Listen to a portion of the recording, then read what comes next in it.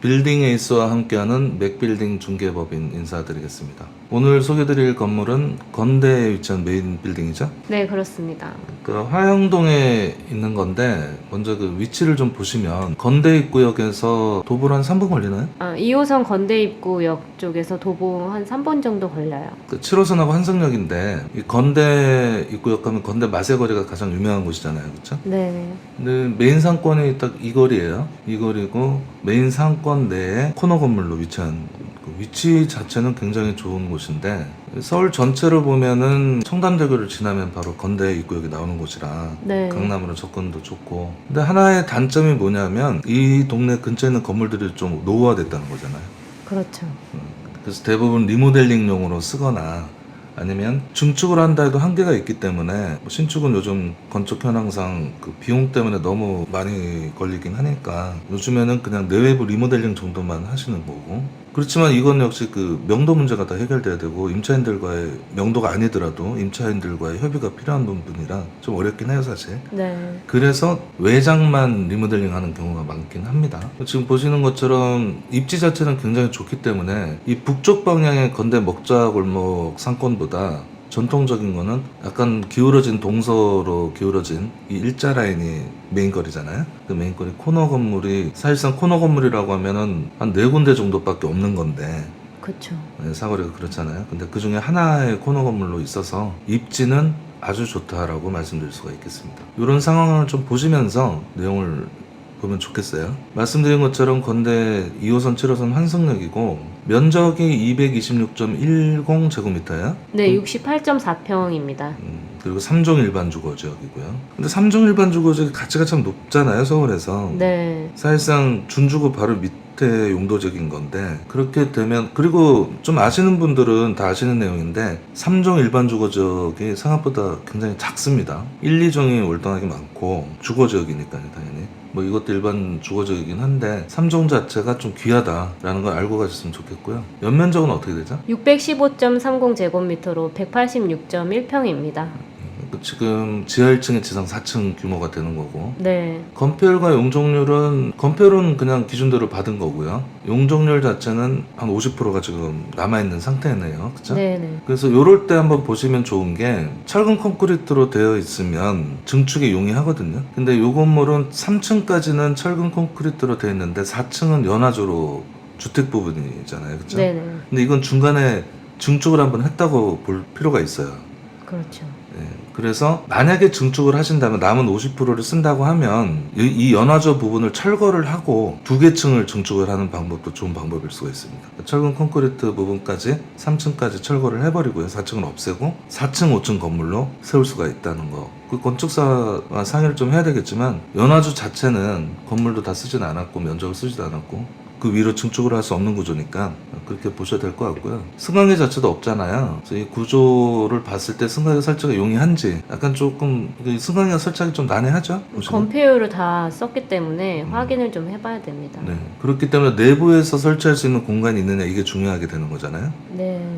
근데 이 건물 구조상 출입구 쪽 외쪽으로 그건 추가 따로 저희가 건축사 문의해서 한번 알아봐서 댓글이나 다른 정보로 채널을 통해서 알려드리도록 하겠습니다. 그 주차도 일단 4대는 가능하네요. 네, 그래서 증축 시 주차 대수도 확인을 하시면서 검토를 하셔야 돼요. 그렇죠. 기계식 주차를 활용할 수 있는지 없는지. 그러니까 어려운 부분이에요, 사실은. 네. 쉬운 부분은 아니라서 위치가 주는 장점과 이 상권 자체가 주는 장점, 그 상권 속에서 아주 뛰어난 입지에 있는 위치, 큰 장점이긴 한데 이 89년 준공 건물이다 보니까 지금으로서는 개선해야 될 문제가 많이 보이긴 하는 거죠. 현재 기준으로 봤을 때는 보증금이 5억에 월 임대료가 1,450만 원, 관리비는 별도가 되겠네요. 네, 그렇죠. 네, 이렇게 됐을 때 평당가가 1억 2,427만 원인데 이게 괜찮은 거냐 비싼 거냐 어떻게 보시나요? 적당하다고 판단은 되어집니다. 주변 거래 현황을 보면 사실상 호가 자체는 이거보다 훨씬 높잖아요. 그쵸.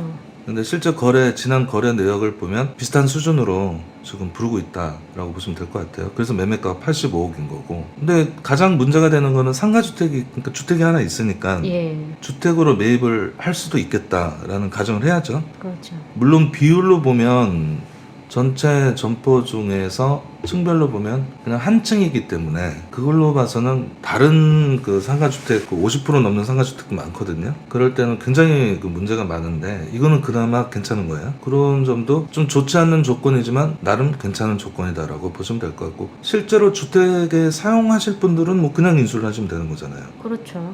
예, 좋은 조건이라고 보시면 될 것 같고요.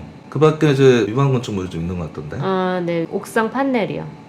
이거는 판넬 같으면 가볍게 철거 가능하지 않을까요? 네, 가능할 것 같습니다. 천막 수준이고 뭐 판넬이니까 매매 결정이 나면 바로 철거한 상태로 위반 건축물을 이제 해소한 상태로 매입하시는 걸로 정리가 될 것 같습니다. 매매 사유가 사실 가장 중요한 건데. 나이가 좀 있으시다 보니까 서울 건물을 정리하시고 지방에서 머물고 싶어 하셔서 매매를 하고 있습니다. 40년대생이시더라고요, 건물주분께서. 네네. 이 연세에 되신 분들, 건물주께서 이건 뭐 순수하게 경험적으로 말씀드리는 건데, 이제 현금화 시켜서 증여를 하시거나 자제분들께 하고 남는 부분을 가지고 전원생활을 즐기려는 뭐 그런 분들이 상당하시거든요. 뭐 개인적으로는 연세가 드실수록 도시에 있는 게 더 낫다라고 저는 생각은 하는데, 병원이나 뭐 기본 인프라들이 좋은 곳에 계셔야 되거든요. 어찌됐든 그런 목적으로 매매를 하신다는 얘기시죠? 그 밖에 저희가 짚어야 될 게 뭐가 있을까요? 만약에 명도를 원한다라고 가정도 해봐야죠. 연세가 있으시다 보니까 소유주께서 명도를 스스로 하길 원하지는 않으시는데 임차되어 있는 상가들이 대부분 10년이 넘으신 분들이니까 그거를 참고해서 명도는 생각을 하시면 될 것 같으세요. 오래된 분들이 많아서 지금 건물주 입장에서는 좀 곤란하시다는 얘기시네요. 그렇죠. 그리고 사실 좀 힘들고 귀찮기도 하잖아요. 네네. 근데 말씀하신 것처럼 10년 이상 된 분들이 대부분이다 이런 얘기시잖아요. 네. 마음만 먹으면 명도는 문제는 없을 것으로 지금 판단이 되고 있습니다. 이렇게 해서 건물 소개를 마칠 텐데요. 다시 한번 말씀드리지만 이 건대의 메인 상권의 코너 건물이라는 거, 좁기는 하지만 3면 코너예요, 건물 구조가. 어쨌든 코너 건물이 주는 장점은 굉장히 많기 때문에 이 점은 장점으로 말씀드리고 싶고, 역시 단점으로는 오래된 건물이다, 개선하고 손을 봐야 될 부분이 많다라는 점. 제일 문제가 엘리베이터일 것 같아요, 제 생각에는. 지금 허용된 면적 안에서 설치를 할 수 있느냐, 이게 가장 이슈가 될 것 같고요. 나머지는 증축은 굳이 뭐 안 해도 되는 부분이니까 개선하는 방향으로, 유지보수를 통해서 개선하는 방향으로 정리를 하면 될 것 같습니다. 85억의 전층 근생 건물이고 70평 가까운 건물, 서울에서 메인 상권 내에서 찾기 힘들어요. 그 점을 강조하고 싶은 부분이라서 소개드렸습니다. 오늘은 여기서 마치도록 하겠습니다. 맥빌딩 중개법인이었습니다. 고맙습니다.